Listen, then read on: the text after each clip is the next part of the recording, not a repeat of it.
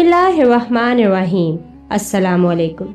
हज़रत अब्दुल्ला बिन अब्बास रज़ी अल्लाह अन्हु ने इरशाद फरमाया, बेशक अल्लाह पाक ने हज़रत आदम अलैहिस्सलाम को जुम्मे के दिन असर के बाद पैदा फरमाया और आपको आदमुल अर्ज़ यानी ज़ाहरी ज़मीन की एक मुट्ठी मिट्टी से पैदा फरमाया, इसलिए आपको आदम कहते हैं और आपकी औलाद को आदमी यानी आदम वाला कहते हैं।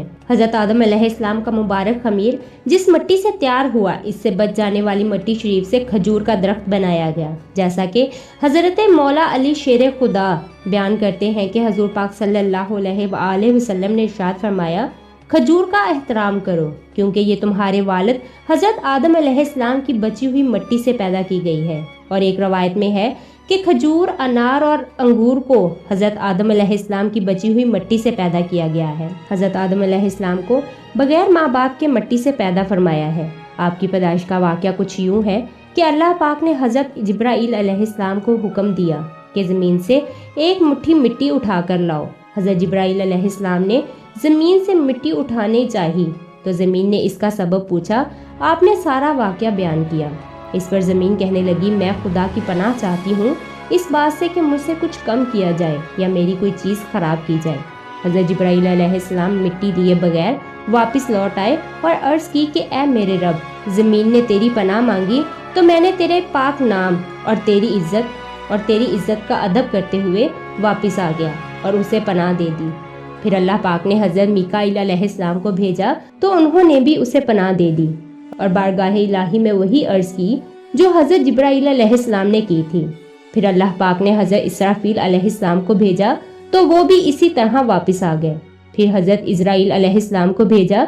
जब ज़मीन ने उनसे पनाह मांगी तो उन्होंने फरमाया, मैं इस बात से अल्लाह पाक की पनाह मांगता हूँ कि उसके हुक्म पर अमल किए बगैर वापस चला जाऊँ। चुनाचा उन्होंने ज़मीन से मिट्टी ले ली तो अल्लाह पाक ने रूह कब्ज़ करने का काम भी इन्हीं के ज़िम्मे लगाया कि तुमने ही इस मिट्टी को ज़मीन से अलग किया है, तुम ही इसको मिलाना, और इनका नाम मुल्कुल मौत यानी मौत का फरिश्ता रख दिया गया। अल्लाह पाक ने हज़रत आदम अलैहिस्सलाम से हज़रत बीबी हवा को पैदा फरमाया तो हज़रत आदम अलैहिस्सलाम ने उनकी तरफ दस्ते मोहब्बत बढ़ाने का इरादा किया तो फरिश्तों ने अर्ज़ की, ए आदम ठहर जाएं, पहले इनका महर अदा करें।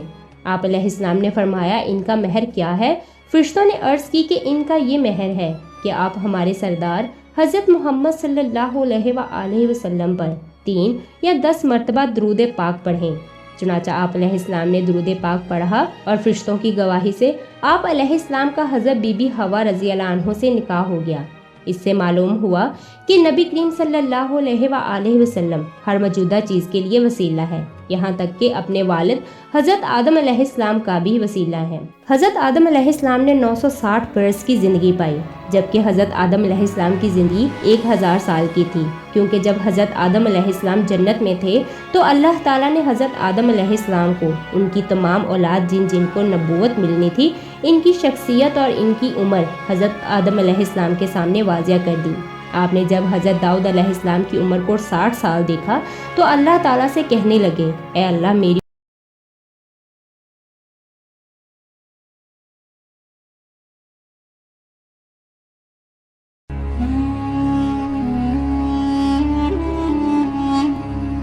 बिस्मिल्लाहिर्रहमानिर्रहीम। अस्सलामुअलैकुम।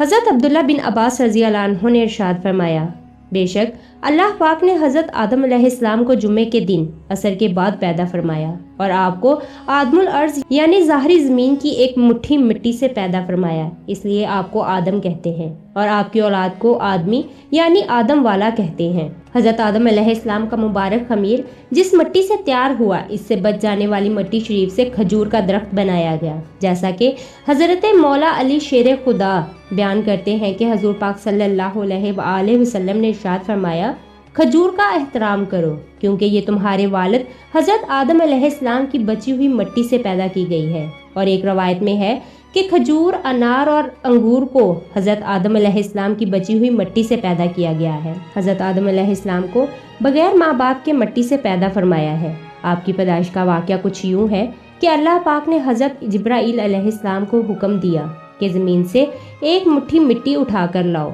हज़रत जिब्राईल अलैहिस्सलाम ने ज़मीन से मिट्टी उठानी चाहिए तो ज़मीन ने इसका सबब पूछा।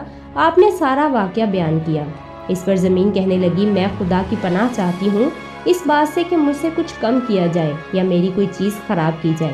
حضرت جبرائیل علیہ السلام مٹی لیے بغیر واپس لوٹ آئے اور عرض کی کہ اے میرے رب، زمین نے تیری پناہ مانگی تو میں نے تیرے پاک نام اور تیری عزت کا ادب کرتے ہوئے واپس آ گیا اور اسے پناہ دے دی۔ پھر اللہ پاک نے حضرت میکائیل علیہ السلام کو بھیجا تو انہوں نے بھی اسے پناہ دے دی اور بارگاہ الہی میں وہی عرض کی جو حضرت جبرائیل علیہ السلام نے کی تھی۔ پھر اللہ پاک نے حضرت اسرافیل علیہ السلام کو بھیجا تو وہ بھی اسی طرح واپس آ گئے۔ پھر حضرت اسرائیل علیہ السلام کو بھیجا، جب زمین نے ان سے پناہ مانگی تو انہوں نے فرمایا میں اس بات سے اللہ پاک کی پناہ مانگتا ہوں کہ اس کے حکم پر عمل کیے بغیر واپس چلا جاؤں۔ چنانچہ انہوں نے زمین سے مٹی لے لی تو اللہ پاک نے روح قبض کرنے کا کام بھی انہی کے ذمے لگایا کہ تم نے ہی اس مٹی کو زمین سے الگ کیا ہے، تم ہی اس کو ملانا، اور ان کا نام ملک الموت یعنی موت کا فرشتہ رکھ دیا گیا۔ اللہ پاک نے حضرت آدم علیہ السلام سے حضرت بی بی حوا کو پیدا فرمایا تو حضرت آدم علیہ السلام نے ان کی طرف دست محبت بڑھانے کا ارادہ کیا تو فرشتوں نے عرض کی اے آدم ٹھہر جائیں، پہلے ان کا مہر ادا کریں۔ آپ علیہ السلام نے فرمایا ان کا مہر کیا ہے؟ فرشتوں نے عرض کی کہ ان کا یہ مہر ہے کہ آپ ہمارے سردار حضرت محمد صلی اللہ علیہ وآلہ وسلم پر 3 یا 10 مرتبہ درود پاک پڑھیں۔ چنانچہ آپ علیہ السلام نے درود پاک پڑھا اور فرشتوں کی گواہی سے آپ علیہ السلام کا حضرت بی بی حوا رضی اللہ عنہ سے نکاح ہو گیا۔ اس سے معلوم ہوا کہ نبی کریم صلی اللہ علیہ وآلہ وسلم ہر موجودہ چیز کے لیے وسیلہ ہے، یہاں تک کہ اپنے والد حضرت آدم علیہ السلام کا بھی وسیلہ ہے۔ حضرت آدم علیہ السلام نے 960 برس کی زندگی پائی، جبکہ حضرت آدم علیہ السلام کی زندگی 1000 سال کی تھی، کیونکہ جب حضرت آدم علیہ السلام جنت میں تھے تو اللہ تعالیٰ نے حضرت آدم علیہ السلام کو ان کی تمام اولاد جن جن کو نبوت ملنی تھی، ان کی شخصیت اور ان کی عمر حضرت آدم علیہ السلام کے سامنے واضح کر دی۔ آپ نے جب حضرت داؤد علیہ السلام کی عمر کو 60 سال دیکھا تو اللہ تعالیٰ سے کہنے لگے اے اللہ میری